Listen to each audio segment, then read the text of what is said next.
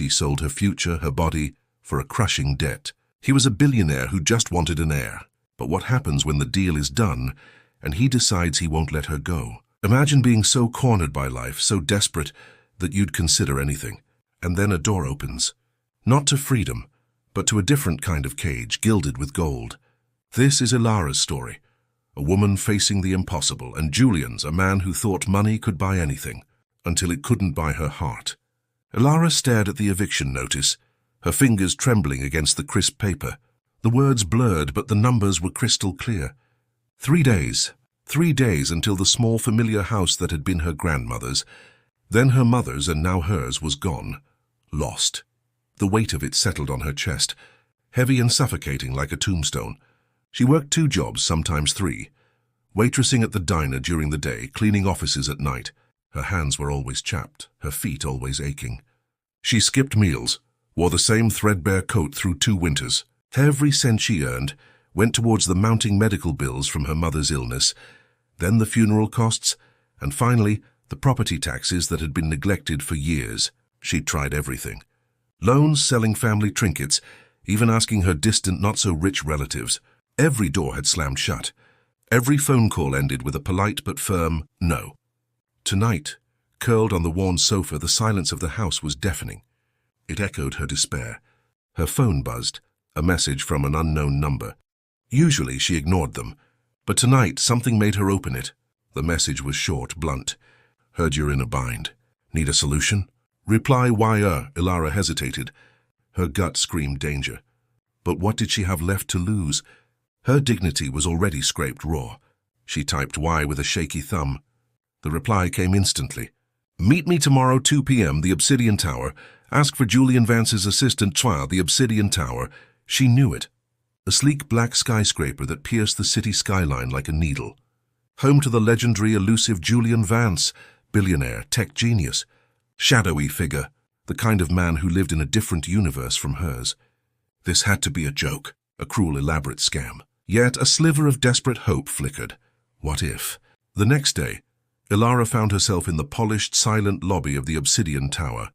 Her best dress, an old thrift store find, felt cheap and scratchy against her skin.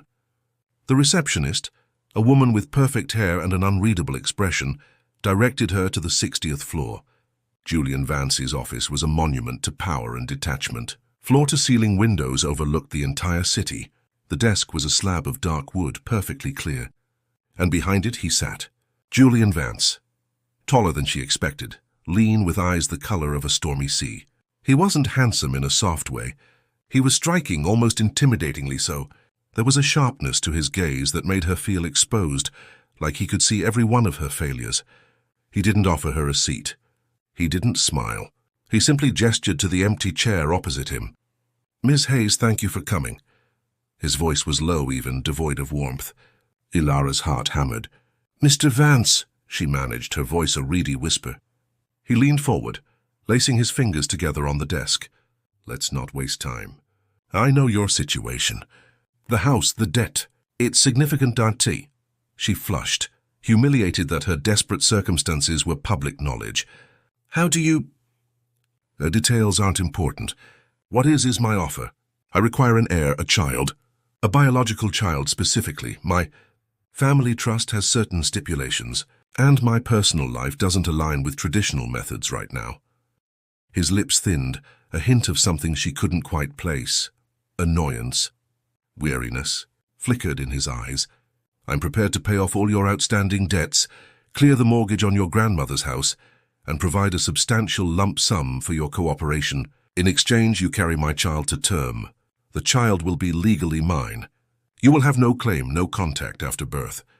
Anonymity will be guaranteed for both parties. You will sign an ironclad non-disclosure agreement. Well, Ilara felt the blood drain from her face. Her mind reeled. A baby, his baby. She was so clinical, so cold.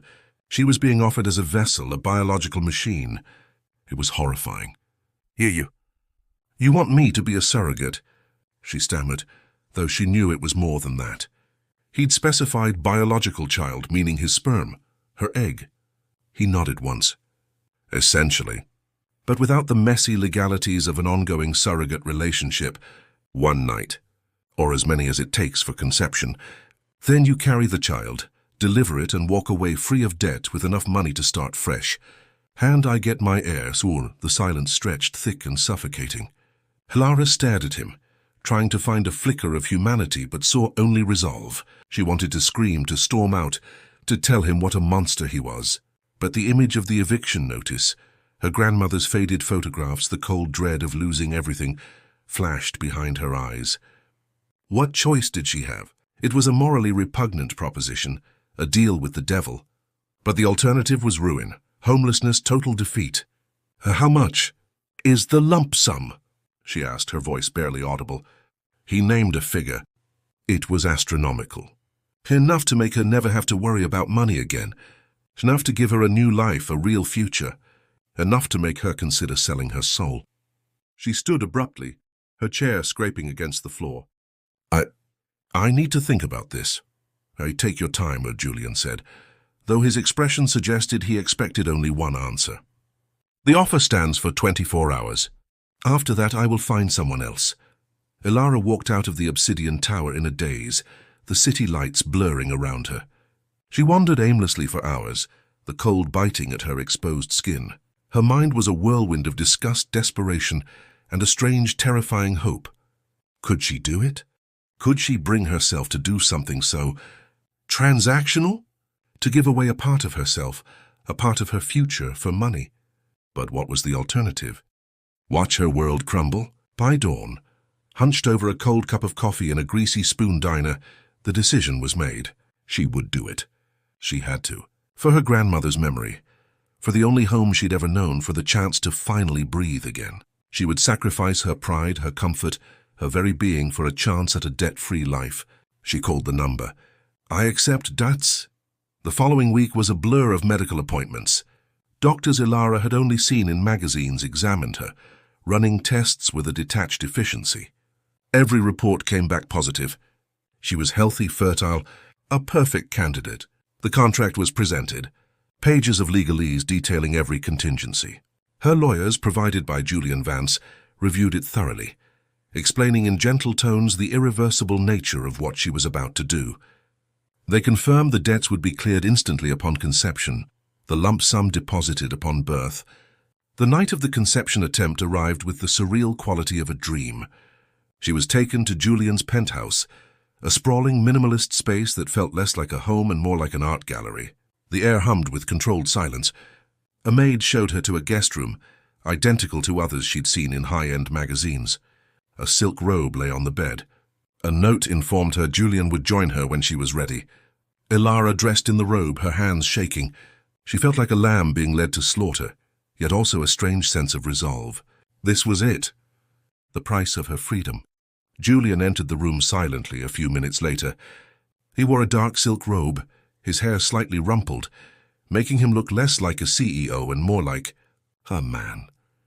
He stopped a few feet from her, his stormy eyes meeting hers. There was no lust, no tenderness, just a flicker of something unreadable. "Are you ready, Miss Hayes?"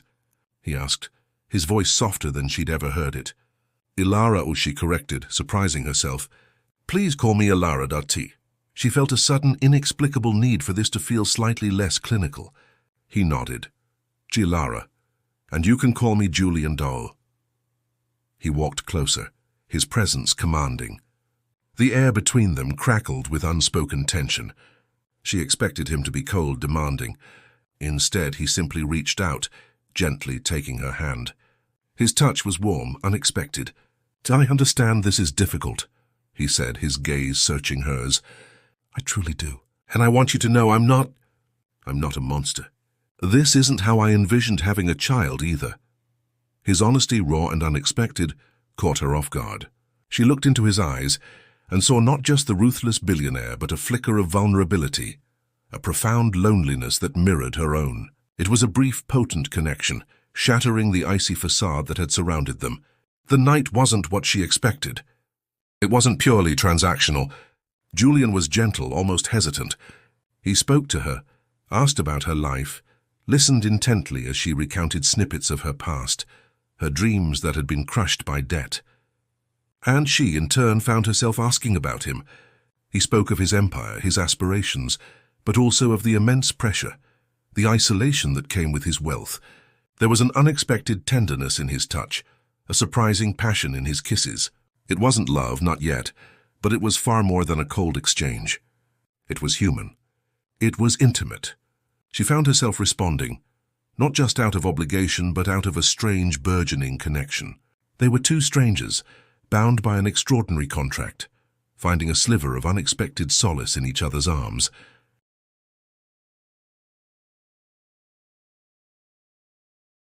The city lights outside the panoramic windows seemed to witness a secret, fragile dance. The next morning, Ilara woke up alone in the opulent bed. A note on the pillow simply read, "A thank you, Ilara." The drive back to her small house was quiet. She felt strangely hollow, yet also lighter. Her phone buzzed. A message from her bank. All debts cleared. The mortgage gone. A separate account brimming with the promised lump sum. She was free, at least financially. A few weeks later, the morning sickness started. A queasy wave hit her in the diner bathroom, then again while cleaning an office. A faint sense of dread followed by a surge of unbidden joy. She bought a home pregnancy test. 2 pink lines. She was pregnant. The news was a whirlwind of emotions. Relief that she had fulfilled her end of the bargain. Fear of the journey ahead, and a tiny, insistent flutter of maternal love that already connected her to the life growing inside her. Julian's assistant called the next day, calm and professional. "Mr. Vance would like to arrange for your accommodation. Ilara, for the duration of your pregnancy, he insists on you staying in a secure, comfortable residence." Yes, but the contract door, Ilara started. "My debt is paid. I can manage. Mr. Vance is simply ensuring the well-being of his child, and by extension yours." The assistant replied smoothly. "He's arranged for a small private residence with full security and a dedicated staff. Your current home has been secured, of course. You can visit any time, but for optimal care he believes this is best," Ilara argued, but Julian's will was absolute. Within days she was moved into a beautiful, secluded house, nestled in a quiet, affluent neighborhood. It was comfortable, luxurious even, but it felt like a gilded cage. She had everything she needed, a chef, a housekeeper, a driver. But she also had security detail, a constant, subtle presence. She was not a prisoner, but she was definitely under surveillance. Julian started visiting. At first it was formal. Weekly checkups with his doctors, always accompanied by him. He'd sit, silent, watching the ultrasound monitor with an intensity that surprised her. But then the visits became more frequent, less formal. He'd drop by in the evenings, bringing takeout from a fancy restaurant or just a book he thought she'd like. One evening, he watched her meticulously arrange a tiny nursery in one of the spare rooms. She was buying small, neutral-colored things, not for herself but for the baby she would give away. She wanted the baby to have something beautiful, even if she wouldn't be there to see it. "Why are you doing that?" Julian asked, leaning against the doorframe, his voice softer than usual. Ilara shrugged, adjusting a miniature blanket. "Every baby deserves a beautiful start, even if it's just for a few weeks, Ma." He walked over, picking up a tiny teddy bear. "You know you don't have to stay here if you don't want to. I can arrange for a place closer to your old home if you miss it." "It's not about the place," Ilara said, turning to face him. Her voice was sharp, tinged with a bitterness she couldn't hide. "It's about the situation, Julian. I'm carrying your child, but I'm just a means to an end. It's lonely." His eyes darkened. "Lonely?" He paused, then sighed. "Is it so different from your life before, Ilara? You worked tirelessly alone to save a house that was already slipping away. Now you have a safe home, no debt, and you're bringing a life into the world. You're not alone." "But I am alone," she cried, her voice cracking. "I'm carrying a baby that I have to give away. You bought my debt, but you bought a part of my soul too, Julian. Every kick, every flutter, it's a reminder of a future that isn't mine." He stepped closer, reaching out as if to touch her, then hesitating. "I didn't mean to make you feel that way.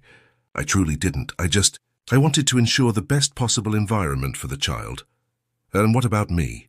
she whispered, tears welling in her eyes. "I'm not just an incubator. I'm a person." He stayed that night, sitting silently with her in the nursery. He didn't try to touch her, didn't offer empty platitudes. He just sat, a solid, comforting presence. And for the first time since this whole insane journey began, Ilara felt a tiny crack in the wall she'd built around her heart. As the months progressed, their connection deepened in unexpected ways. Julian revealed more of himself. He spoke about his demanding family, particularly his grandfather, who had established the trust fund requiring an heir, putting immense pressure on Julian. He confessed that his previous relationships had always been tainted by women who only saw his money, making him cynical and guarded. He found her honesty refreshing, her resilience inspiring. They spent hours talking about everything and nothing. He'd describe the intricate workings of his tech company, and she'd tell him about the simple joys of her old life, baking with her grandmother, the laughter of children at the diner. He'd read to her, usually from business journals, but then, surprisingly, from novels she'd enjoyed. He started bringing her flowers, not extravagant bouquets, but simple wildflowers he'd found. He cooked for her once, a surprisingly delicious, albeit messy, pasta dish. Ilara saw past the billionaire facade to the man underneath. A man burdened by immense responsibility, starved for genuine connection, and surprisingly awkward when it came to expressing his emotions. He was still dominant, still used to getting his way, but she also saw a deep sense of protectiveness and a growing tenderness in his eyes when he looked at her, and especially when he spoke about the baby. One afternoon, Julian was on a call in the living room, discussing a multi-million-dollar deal when Ilara felt a sharp, sudden pain. A gush of water. Her breath hitched. Her heart pounded. "Julian," she cried out, her voice a strangled gasp. He dropped his phone, the sound of the executive on the other end forgotten. He was by her side in an instant, his face pale with alarm. "What is it, Ilara?" "The baby," she managed, clutching his arm. It's happening." Panic flared in his stormy eyes, quickly replaced by a fierce determination. He scooped her up effortlessly, carrying her to the waiting car, barking orders at his security team. The ride to the hospital was a blur of contractions, Julian's worried face and his strong hand holding hers. In the delivery room, he was a revelation. He stayed by her side, holding her hand, wiping sweat from her brow, whispering words of encouragement. He didn't flinch from the pain, the blood, the raw primal act of birth. He was simply there, completely present, completely focused on her. His eyes, usually so controlled, were filled with an unvarnished emotion she couldn't name. And then the cries. A tiny, indignant wail filled the room. Julian's head snapped up. The doctor placed a tiny bundle on Ilara's chest. Their baby, a perfect little girl with a shock of dark hair and tiny, grasping fingers. Ilara looked down at her daughter, her heart swelling with an overwhelming, fierce love. The contract, the agreement, all of it faded away, replaced by the profound, undeniable bond of motherhood. A tear slipped down her cheek, landing on the baby's soft hair. Julian, his face streaked with tears he didn't bother to wipe away, leaned in. He reached out a hesitant finger, tracing the baby's tiny hand. He looked at Ilara, his eyes shining with a depth of emotion that took her breath away. She's perfect, Ilara." The nurse came to take the baby for measurements, gently reminding Ilara that the original agreement still stood. A cold knot formed in Ilara's stomach. This was it, the moment she had dreaded yet prepared for. She would hold her daughter, love her fiercely for these few precious moments, and then say goodbye forever. Her heart was breaking into a million pieces. Julian watched her, his expression unreadable. He saw the raw pain in her eyes, the desperate grip she had on their daughter. He saw the love that radiated from her, pure and unconditional. And in that moment, something within him fractured. The carefully constructed walls around his heart crumbled.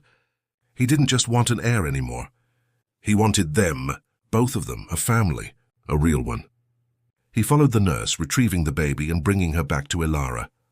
"Wait," he said, his voice husky with emotion. "I need to talk to you alone." The nurses and doctors discreetly left the room. Julian knelt by Ilara's bedside, the baby nestled in his arms, still swaddled. He looked at Ilara, his stormy eyes now soft, vulnerable. "Ilara," he began, his voice thick. "When I first met you, I saw a solution to a problem. A contract. A transaction. I thought money could solve everything. Could buy anything."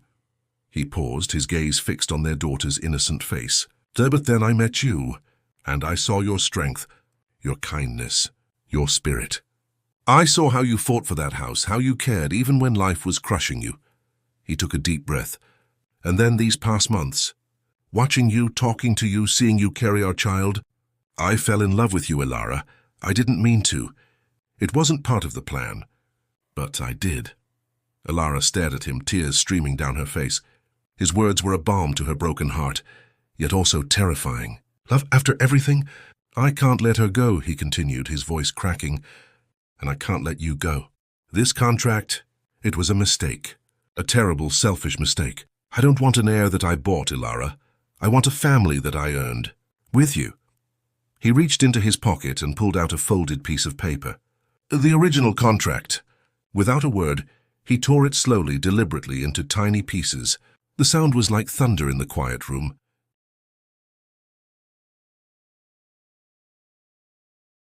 I don't want to own you, he said, his voice raw with emotion. I want to be worthy of you, of her. I want to build a life with you. A real life. I want to raise our daughter together.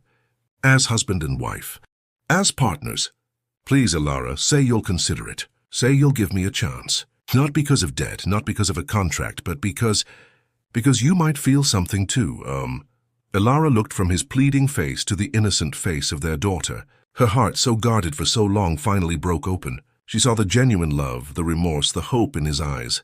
It wasn't about money anymore. It was about connection, about family. Julian, she whispered, her voice choked with emotion. I don't know. The words were out, but her eyes, brimming with tears, told a different story. He leaned in, his forehead resting against hers, the baby still between them. Just say you'll try. Say you'll try with me. With us, Ma, a soft sob escaped her. Yes, sir, she whispered, the word barely audible. Yes, Julian, I'll try. A wave of relief washed over him. He pulled back, his eyes shining. He carefully handed their daughter to Ilara, then took Ilara's hand in his, pressing a soft kiss to her knuckles. It was a silent promise, a new beginning. The journey wasn't easy. There were difficult conversations with Julian's bewildered family, who struggled to understand how a transactional agreement had blossomed into love. There were whispers and rumors in the media, but Julian shielded Ilara fiercely, using his power not to control but to protect. Ilara slowly learned to trust, to believe that this was real. Julian wasn't just wealthy. He was kind, dedicated, and surprisingly vulnerable beneath his polished exterior. He became the most devoted father, changing diapers, waking for night feeds, his face lit up with pure joy whenever he held their daughter. And Ilara, for the first time in her life, truly felt safe, loved and valued for who she was, not for what she could do or what she owed. Their love story began in the most unconventional, almost cynical way. A desperate woman, a powerful man, and a contract that was supposed to be cold and emotionless. But in the end, it was the unexpected human connection, the vulnerability, and the undeniable power of love that broke through the walls of wealth and circumstance, proving that some things truly cannot be bought. They built their family on an act of desperation, but they cemented it with a bond of genuine, unwavering love. Subscribe for more stories of unexpected love.